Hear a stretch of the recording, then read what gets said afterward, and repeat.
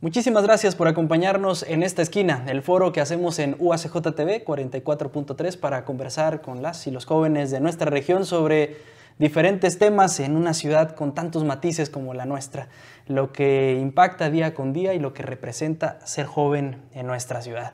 Hoy presentamos un tema que nos parece interesante de analizar, de reflexionar, de debatir. ¿Es cierto que los jóvenes están leyendo menos o están leyendo más que en años anteriores? Aunque se fortalecen muchas campañas para promover la lectura y se realizan diversos esfuerzos, pues no se tienen cifras exactas. Hay algunos que dicen que se lee menos que hace algunos años, que hace 20 años. Hay otros que pensamos que se lee más, quizá no reconocido, pero que se está leyendo un poco más. No son datos tan positivos, pero se lee un poco más. Y para conversar sobre eso, nos acompañan en la mesa Lisbeth Gallegos y Amalia Rodríguez. Gracias por acompañarnos. Gracias por la invitación. Gracias. ¿Cómo están? Pues aquí esperando las preguntas. Órale, pues gracias por tirar esquina con nosotros. Oigan, bueno, primero iniciaría con su historia de vida respecto a la lectura, ¿no? ¿Cómo les impactó la lectura a ustedes? ¿Cómo llegaron a los libros, básicamente? Bueno, pues mi historia, algo muy importante es que yo en mi infancia no tuve una infancia rodeada de libros, como muchas veces se piensa quien se dedica a la literatura o a la lectura, a lo mejor tuvo toda su vida, dormía en una biblioteca. Y pues en mi casa, mi único acercamiento con los libros era prácticamente el escolar, pero en mi casa había mucho acercamiento a la oralidad. Entonces mi madre es una contadora de historias y mi padre. Entonces desde siempre yo tuve mucho atractivo por las historias, me gustaba escuchar historias. Veía por ejemplo en Chabelo o Mario Iván un cuentacuentos y mi mamá me levantaba a las 7 de la mañana porque iba a salir Mario Iván contando cuentos. Me gustaba mucho Tatiana que cantaba, pero todas sus canciones tenían una historia. Entonces mi historia para acercarme a la lectura fue a través de la oralidad. Después que ya me fui acercando al mundo de la oralidad, me di cuenta que pues necesitaba un respaldo de literatura y fue como empecé a buscar mucha información. De hecho, mi mayor lectura es de libros infantiles y juveniles, son los que más me gusta leer. Sí tengo algunos que son de mi receta personal, pero me gusta mucho más leer la literatura infantil y juvenil. Mira, ¿y a ti, Male? Bueno, pues yo no estuve rodeada de libros tampoco así mucho, pero mi mamá sí también es muy buena lectora, entonces siempre me mantuvo con algún libro, de sus temas, claro, pero siempre estuve con algún libro cercana, ¿no? Así cuando me acerqué más a la literatura fue en la prepa. Entré a una prepa abierta, entonces tenía mucho tiempo libre para hacer lo que me gustara y fue cuando me empecé a acercar a literatura latinoamericana, García Márquez, todos estos autores tan conocidos como el boom, que precisamente son autores que llegaron mucho a la juventud de los 60, 70, ¿no? Entonces empecé con eso y bueno, por meterme a alguna carrera elegí literatura. Decía, ay, me gusta leer, bueno, vamos a estudiar literatura. Es algo muy diferente, ¿no? A simplemente leer, pero pues así fue como inicié en la carrera, ¿no? Por puro gusto, y luego ya me metí a lo difícil y pues aquí sigo. Voy a que nuestros acercamientos con los libros, con la literatura en sí, son muy diversos. Yo creo que cada quien tiene una historia muy personal. Y yo voy a que la idea como generalizada, el imaginario social, va mucho por la idea que los libros se tienen que empezar desde la escuela. Y en muchas ocasiones no es así, no llegan desde el sistema escolarizado. ¿Qué opinan ustedes de esto con lo que iniciaba en relación a que si se está leyendo menos o más desde esa perspectiva? Porque hay datos hay un montón, ¿no? Hay muchos que dicen que en este país son los países que menos se lee, que nuestros gobernantes no leen, que nuestros niños no leen. ¿Ustedes cómo lo ven? Pues bueno, el último estudio oficial que hace la UNESCO, que fue en el 2014, nos ubica a México en el lugar 107 de 108 países en lectura, penúltimo, ¿no? en el penúltimo lugar y con un promedio de 2.8 libros que leemos, porque tomaban a toda la población para hacer ese estudio. Posteriormente, en el 2016, hay uno que hacen un fondo de lectura en Conaculta y ellos están poniéndonos en 5.8 libros. Pero pues como dices tú, los datos son muy subjetivos, aquí incluían a los lectores a partir de los 12 años. Si tomamos a la primera infancia, pues ahí tendríamos un gran número, subiría muchísimo el promedio de literatura. Pero coincido coincido contigo, en la época en la que estamos, el uso de las redes sociales. Nosotros le dimos seguimiento a un estudio que decía que si los mexicanos juntáramos todo lo que leemos en redes sociales y todo lo que escribimos en redes sociales, estaríamos leyendo un promedio de un libro al mes y escribiendo un libro de 50 páginas al mes, ¿verdad? Con todo lo que escribimos en redes sociales, a todo lo que estamos expuestos. Y yo creo que los que nos dedicamos a la promoción de la lectura debemos actualizarnos a todas las corrientes que hay para la promoción de la lectura. Por ahí le daba seguimiento, no sé si conozcas a Dante III, una chica que ganó el premio Fonca por hacer un libro de que se llama Poemojis, Poemoticones. Okay. Y fue tremendamente criticada, le dieron una beca de más de 100,000 pesos para editar este libro. Y todos sus poemas son puros emojis. Entonces los grandes literarios que se sientan en la mesa intelectual pues estaban muy molestos, o sea, ¿cómo le dan a alguien por hacer monitos una beca de 100,000 pesos si es para los creadores? Pero pues tenemos que actualizarnos en esta actividad. Sí. También por ahí está Alberto Chimal, que él hace Twitteratura. Él escribe en Twitter una versión de los microcuentos como Augusto Monterrosa y hace cuentos en 140 caracteres. Y es una excelente opción, o sea, un chavo entra a Twitter, lee un cuento y está cercano a la literatura. Sí. ¿Tú qué opinas, Amalia? Bueno, respecto a si hay más que leen o no leen, las cifras oficiales pueden decirnos que no, pero así en caso concreto de la universidad, las generaciones de hoy de literatura son de 30 a 35 alumnos. Cuando yo entré eran de 15, de 18, antes de mí eran de 10. Y la edad también ha cambiado mucho. Antes la carrera precisamente la tomaban como un hobby, entonces entraba gente mayor, ¿no? Que ya tenía sus carreras y todo y solo entraban pues por gusto, ¿no? Y ahora no. Ahora son puros chavos de que salen pues, y que se meten como a cualquier carrera y ha incrementado mucho el número. En estos últimos 3 años se ha disparado así de 15 a 30, ¿no? Entonces hasta los profesores están así como que, ¿qué está pasando, no? Sí ha aumentado la lectura y también lo veo en los niños chiquitos. Tengo a mi hijo y tengo a un hermano de 6 años y le fomentan mucho la lectura. O sea, es 2 cuentos por semana, que lean, que lo comprendan, que escriban. Entonces, así viéndolo desde el aspecto pues ya como de mi experiencia o de lo personal o del ámbito en el que yo me desarrollo, creo que sí ha incrementado la lectura en jóvenes y en infantes. Sí, ¿qué leen y cómo leen los jóvenes? Esa pregunta se las voy a hacer en el segundo segmento porque tenemos que hacer nuestro primer corte, porque es bien interesante lo que plantea Lisbeth respecto al uso de las redes sociales. Cómo ha abierto la comunidad, o sea, la comunidad virtual, el poder leer a García Márquez desde otras plataformas. Antes tenías que ir forzosamente por el libro, ¿no? Y ahora está más palpable, más cercano. Bueno, lo hacemos en el segundo segmento. Esto es En Esta Esquina. Hoy estamos hablando sobre la lectura en los jóvenes con Lisbeth y con Amalia. Le invito a que se quede con nosotros. Ya volvemos.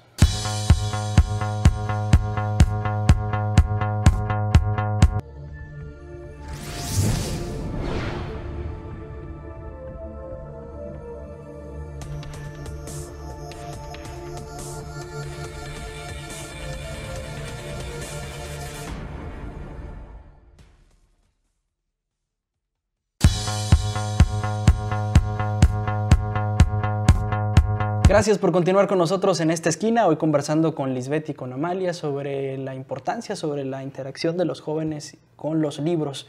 Es un hecho que el hábito de la lectura se fomenta de distintos aspectos. Uno es del sistema escolarizado, otro tiene que ver con la importancia de la familia y que uno se encuentra con los libros de diversas maneras. Eso es algo de lo que yo estoy convencido. Pero hoy en día los jóvenes, los niños, la morritud le llamo yo, tiene formas distintas de acercarse a los libros y están leyendo cosas muy distintas a las que creo que nosotros tres en la mesa nos tocó leer. ¿Qué opinan ustedes sobre esto? Hoy primero hacia lo que están leyendo los jóvenes. ¿Qué ven ustedes que se está leyendo hoy en día? Bueno, pues sí, hay un desarrollo, un trayecto muy amplio. Por ejemplo, hace 15 años que yo estaba en la secundaria, lo más actual era leer Ana Frank, ¿verdad? Hubo un tránsito entre haber leído Don Quijote y a mí ya me tocó una maestra súper moderna que leíamos Ana Frank, Aura de Carlos Fuentes, Los de Abajo, y para ellos eso era una lectura actualizada y juvenil, pero durante mucho tiempo se quedaron esas lecturas repetidas y luego empezaron a leer Carlos Cuauhtémoc Sánchez y luego lo empezaron a leer ¿Qué hubo Lecón? De Jordi Rosado, ¿verdad? Y pues la literatura que se lee no se juzga por el contenido, sino aprovechamos el acto de hacer la lectura y ciertamente como planteas decías ahorita, ahorita los chavos están leyendo sagas que a lo mejor primero lo vieron en película y luego se hizo libro, o leyeron un libro que después tuvo tanta fama que se convirtió en película, y son una excelente estrategia de convocar a los jóvenes a la lectura. También la novela gráfica es una excelente opción. Tenemos grandes clásicos como La Odisea, como El Quijote, que están en novela gráfica, Persépolis, que es novela, que es libro, y que también lo tenemos en este estilo, que es un cómic, la novela gráfica, y es una excelente estrategia para atraer a los chavos, ¿verdad? ¿Cómo combinamos? Ahorita precisamente daba una charla con jóvenes y me decían, yo no leo porque no tiene monitos. Un chavo de 18 años que te diga eso, pero es la necesidad que está manifestando. Entonces la novela gráfica cubre esa necesidad de los chavos de no cansarte con nada más estar leyendo renglón tras renglón. Entonces creo que es excelente opción el avanzar con lo que leer joven, y avanzar junto con los chavos, y también ofrecerles propuestas, como nosotros vamos a ellos y los invitamos con lo nuestro. Tú como profesionista, ¿cómo lo ves en eso? Bueno, respecto a esto de las sagas y toda esta literatura comercial, lo que se puede hacer o lo que se debería hacer es aprovechar, ¿no?, que el interés de los jóvenes en esta lectura, ¿no? Y como tú decías, aprovechar la acción de leer, ¿no? Para de ahí pues traerlos hacia lo que es la literatura en sí, ¿no? Pero, o sea, lo que importa en este momento es que los jóvenes empiecen a leer, ¿no? Y ese tipo de literatura comercial, los bestsellers, todo esto, pues han funcionado para eso, ¿no? Hay muchos que entran a la carrera con estas lecturas previas, ¿no? Que son lo que han leído, El Crepúsculo, todo esto, ¿no? Pero hay un interés, entonces ellos tienen interés ya en saber qué es la literatura o qué están leyendo o qué más hay, ¿no? Entonces aprovechar esto para de ahí pues acercarlos verdaderamente a lo que es en sí la literatura, ¿no? O sea, aprovecharlo sin juzgarlo. Sin juzgarlo, claro, o sea, el acto de leer está ahí, ¿no? El interés de los jóvenes, de los niños está ahí, ¿no? Y en vez de rechazarlo, decirle, ¿no? O sea, ¿cómo se te ocurre leer esto, no? Aprovecharlo y aprovechar su interés y aprovechar que descubrieron la carrera de literatura, ¿no? Y a tratar de acercarlos a lo que sí, lo digo porque yo creo que sería terrible en nuestra situación en el país ponernos como a clasificar o etiquetar respecto a lo que lees, ¿no? O sea, si están leyendo algo es bueno, tal vez lo interesante es el siguiente paso, fortalecer tal vez qué otra oferta literaria podríamos acercar, ¿no? Incluso el lector se va haciendo crítico y va definiendo qué le gusta leer, qué no, hace sus propios juicios acerca de la lectura. Sí, incluso no creo que, o sea, en lo personal tampoco inicié leyendo así a Juan Rulfo ni nada, ¿no? Inicié leyendo bestsellers, ¿no? A Carlos Cuauhtémoc Sánchez, todos tenemos en la secundaria. Entonces, lo que importa es dar ese salto, ¿no? Desde el interés de la literatura que sea, dar el salto a lo que sigue.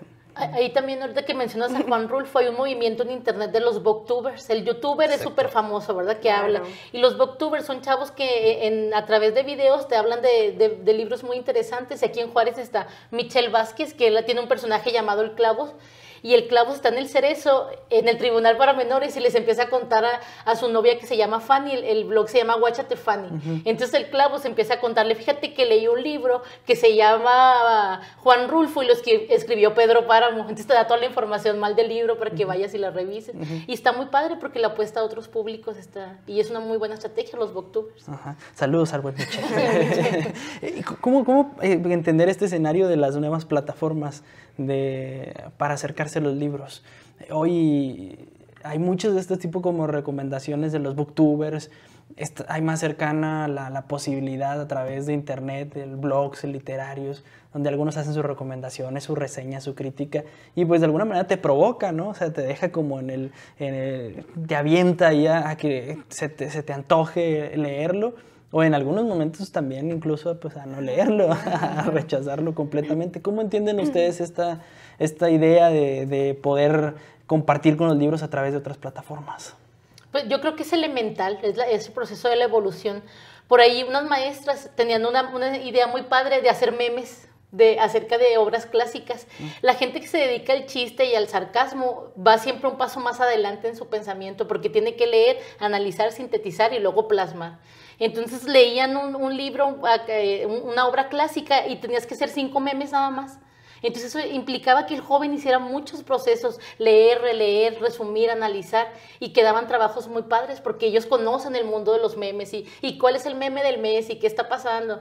Y por ejemplo hay uno muy divertido que dice leo y luego ya tú sabes. ¿verdad? Entonces mezclaban una frase trascendental para la humanidad con un reggaetón que a todos les gusta ahorita. Entonces creo que es muy importante que estemos, otra vez no juzgar las estrategias de los chavos y adherirnos más bien a lo que hacen. Sí, también considero fundamental adaptarnos, ¿no?, a nuestros medios, a nuestros nuevos medios, a donde es el entorno en el que vivimos, ¿no? O sea, quién no entra todos los días al internet, a Facebook.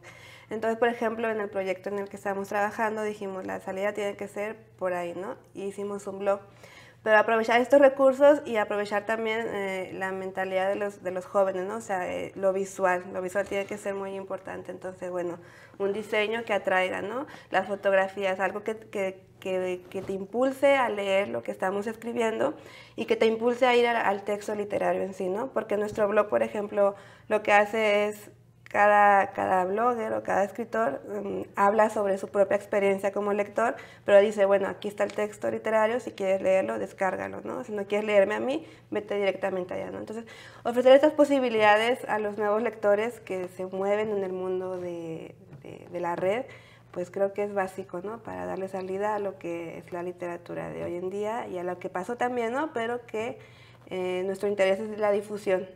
Y la difusión tiene que ser por esos medios a fuerza actualmente. El Facebook también, por ejemplo, es lo que utilizamos para darle salida a anuncios y todo esto, para que conozcan y se acerquen, ¿no? Entonces, Facebook, pues ahí es donde están todos los participantes. No está tan perdido, porque también ha resurgido lo clásico a través de estas plataformas. O sea, no nada más es como lo nuevo y tendencioso. No, sí, es recuperar también recuperarlo a través de nuestras nuevas herramientas, ¿no? De lo que tenemos ahorita. Incluso a través hasta de las frases. Yo lo veo mucho que eso motiva bueno, hay una frase que les late y luego van como al autor y pues ¿quién es ese, no? Y van indagando y eso posibilita, se convierte como en un catalizador, pues, de posibilitar otras ideas en la lectura. Y que tiene implicaciones hasta a nivel científico, neurológico, tan acelerado que va la vida. Ahorita a un chavo le llega la información en 8 segundos, lo más rápido que pueda dar un mensaje. Por eso, como dices tú, entras, ves una frase y ya te dice algo. Entonces yo creo que eso es algo elemental en lo que tenemos que estar trabajando. La forma en la que leen hoy los millennials. Sí. Sí. Bueno, pues vamos a nuestro segundo corte. Se ha ido rápido la conversación y regresando vamos a platicar ahora sobre cómo ven Lisbeth y Amalia, particularmente en nuestra ciudad, lo que se está realizando para promover la lectura. Yo creo que es importante hablar del contexto local y cerraremos preguntándole cuáles son los 3 libros que han marcado su vida. Te invito a que se quede con nosotros, ya regresamos. Esto es En esta esquina.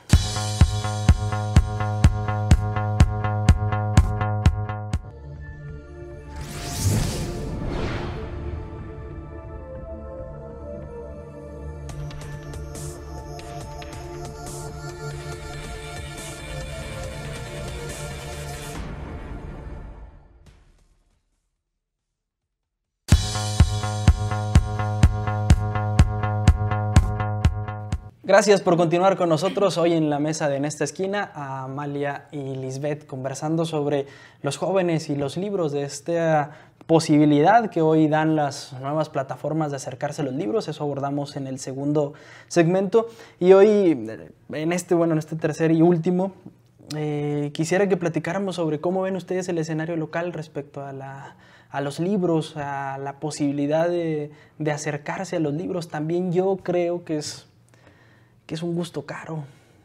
También está difícil, no es tan sencillo que un chavo diga, traigo 200 pesos, voy al cine, como un libro, y creo que el libro va a ser la última opción. También no soy positivo de closet, pero soy realista en ese aspecto. ¿Qué opinan ustedes sobre eso?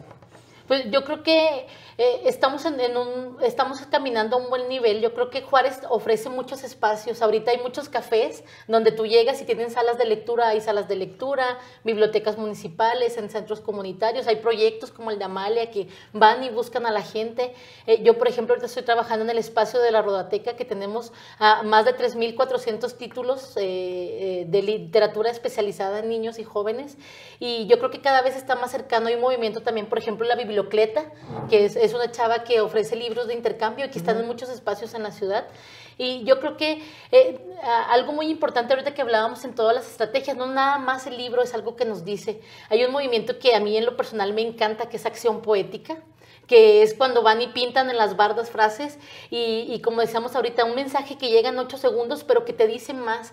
Cada palabra significa para cada persona algo tan profundo y tan diferente. Y en Juárez hay una poeta, Arminia Arjona, que tiene unas frases en acción poética increíbles.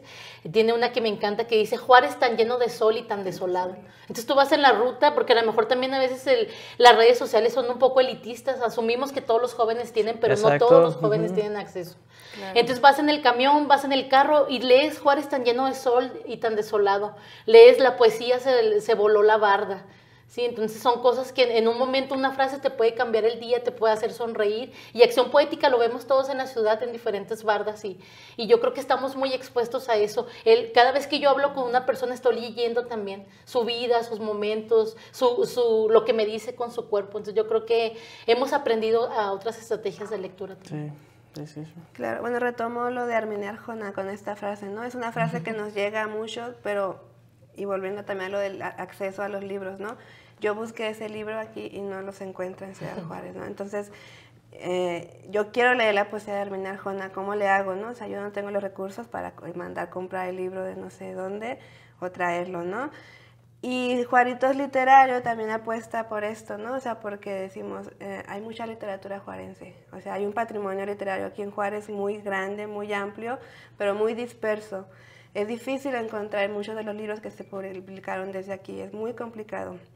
Entonces, lo que hacemos nosotros, o la tarea que nos hemos dado es, primero hicimos un catálogo de todos los libros, ¿no? Donde se menciona Juárez, escritores juarenses, y luego buscarlos de bibliotecas, comprarlos y digitalizarlos. Entonces, por ejemplo, el de Arminia Arjona ya está digitalizado, ya lo puedes descargar desde nuestro blog, ¿no? Porque, pues sí, le apostamos a que respecto a la identidad también, ¿no?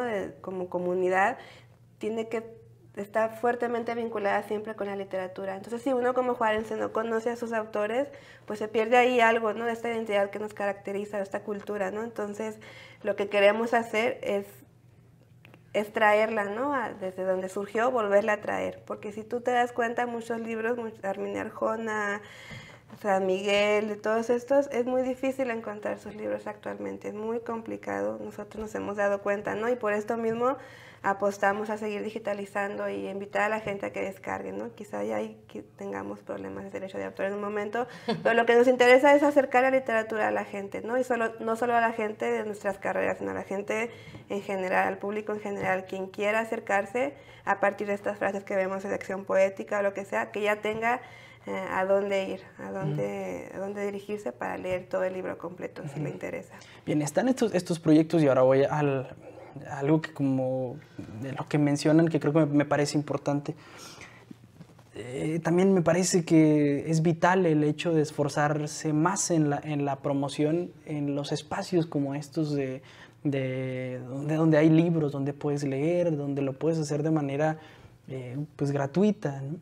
Porque yo insisto mucho en que creo que es un gusto caro, que sobre todo para los chavos me parece que es complejo el hecho de invertir, porque es una inversión, y que muchos no lo ven así. Entonces, creo que falta el hecho de promocionar más los espacios, los momentos, los proyectos incluso, donde tienes esta posibilidad de interactuar con los libros. No sé qué piensan ustedes.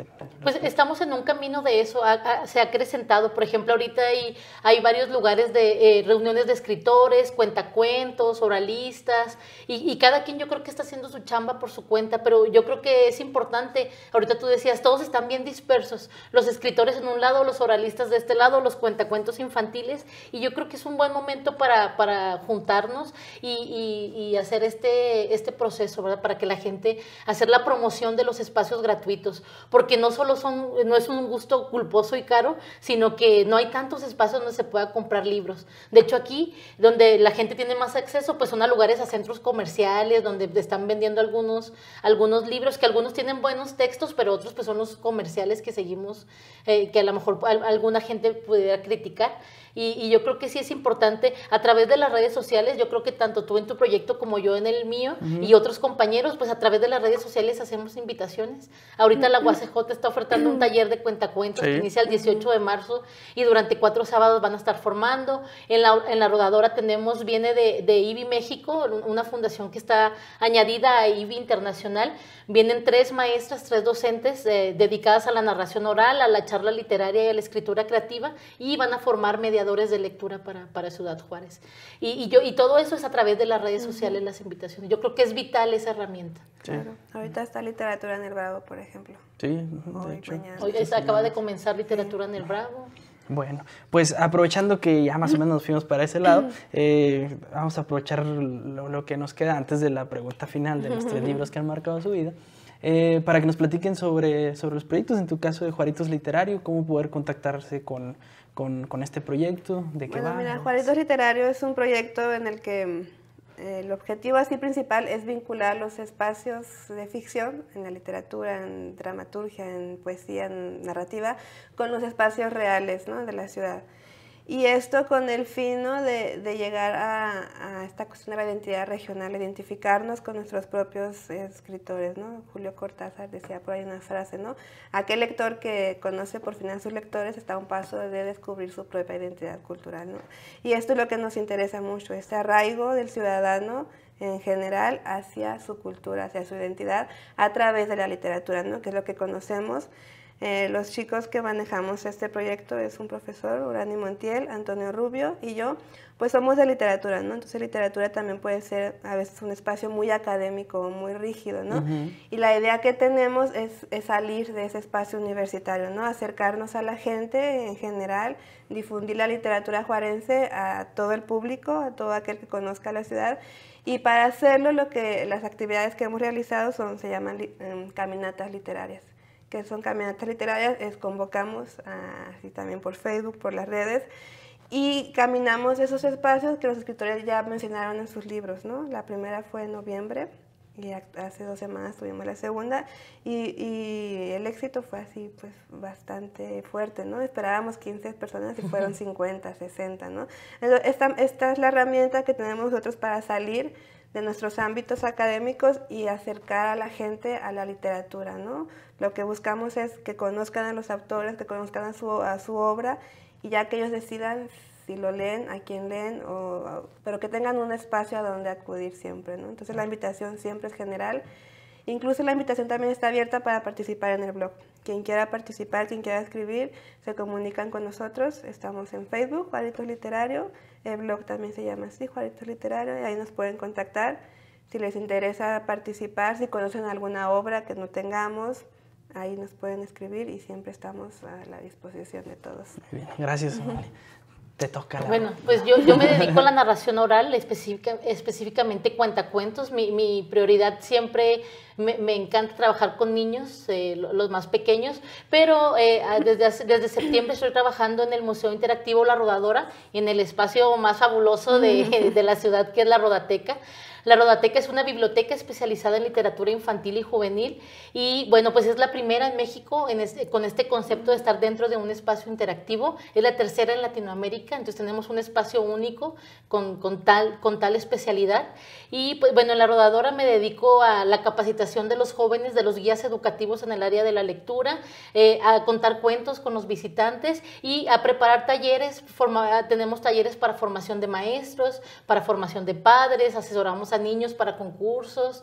Entonces ahí trabajamos todo lo relacionado con esta actividad, y como cuentacuentos pues formo parte de algunos colectivos, salimos a las zonas más vulnerables de la ciudad a hacer este trabajo.